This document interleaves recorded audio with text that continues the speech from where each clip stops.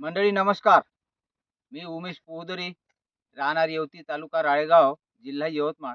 आज आपण आपल्या रब्बी तूर प्लॉटमध्ये आहोत. आपण यावर्षी हा पहिल्यांदाच प्रयोग केलेला आहे. ही जात आहे गुंटूर गुंटूरची अर्जुन. तर म्हणजे आपण 1 एकरामध्ये 15 किलो तुरी टोकन केलेले आहे आणि तूर आता शेवऱ्यावर निघालेली आहे. तर ही तूर आणि याचं नियोजन आतापर्यंत आपल्याला काय लागलं ते सांगतो. याला आतापर्यंत आपण फक्त पाणी दिलं आणि एक बायोमिक्सची ड्रिंचिंग केली होती. याच्यामध्ये मर नाही म्हणालाच आम्ही, नाहीच मर. आपण इथं कुठलाही रासायनिकचा वापर केलेला नाही. कम से कम आता तुम्ही पाहू शकता, हा प्लॉट 2.5-3 फुटापर्यंत आलेला आहे. याच्यामध्ये आपण दुसरा खर्च केलेला नाही.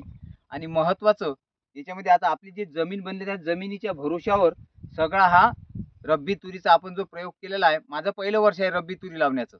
इथं आपल्याकडं शेती शाळा असते. शेती शाळेमध्ये येणाऱ्या शेतकऱ्याला रब्बी तूर लागवडीचा काय परिणाम होतो, किती उत्पन्न मिळते आणि खर्च म्हणाल तर याला आतापर्यंत खर्च काहीच नाही. फक्त याच्यावर आतापर्यंत आपण 2 टाक अंड्याच्या संजीवकाची फवारणी झालेली आहे. आता इथं आपल्याला फवारणी 1-2 दिवसात या हप्त्यात घ्यायचं आहे. पाणी देणं चालू आहे. शेवटची लाईन आहे. याच्यानंतरचं आतापर्यंत आपण पाणी हे स्प्रिंकलरनं दिलेलं आहे.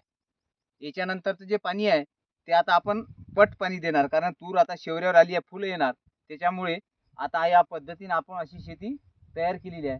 पण आता मी तुम्हाला कशी त्याचं बूड झालं ते दाखवतो आहे. हे बा मंडळी, आता यानं ब्रँचेस पण केलेले आहे स्वतःच. 4.5 फुटावर 2 लाईन घेतलेले आहे. इथे कुठेही आपण खर्च हा केलेलाच नाही. महत्त्वाचा मुद्दा हा आहे की जशा जमिनीवर फक्त पाण्याचा खर्च झालेला आपल्याला. हे चना पीक नोव्हेंबर महिन्याची लागवड आहे. 4.5 फुटावर इथं आपण 2 तास घेतलेले आहे, बघू शकता.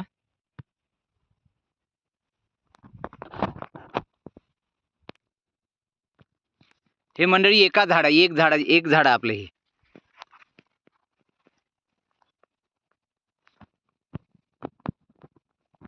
हे बघा, एका झाडाचा कोथळा हा एवढा झालेला आणि एवढे याले ब्रँचेस आहे. सोड, खोला सोड, मोकळा सोड. पहा, या पद्धतीनं हे हरभऱ्याचं झाड डेव्हलप झालेलं आहे. आणि याच्यासाठी आपण एकही रुपयाचं रासायनिक टाकलेलं नाही.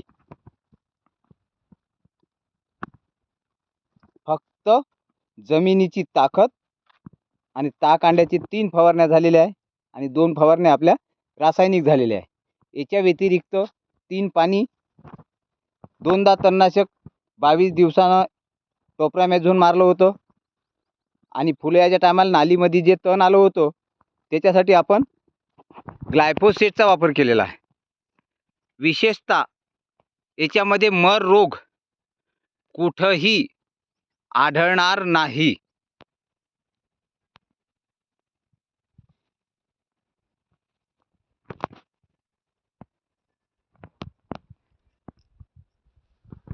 व्हिडिओ व त्याच्यातली माहिती योग्य वाटल्यास सबस्क्राईब करायला विसरू नका.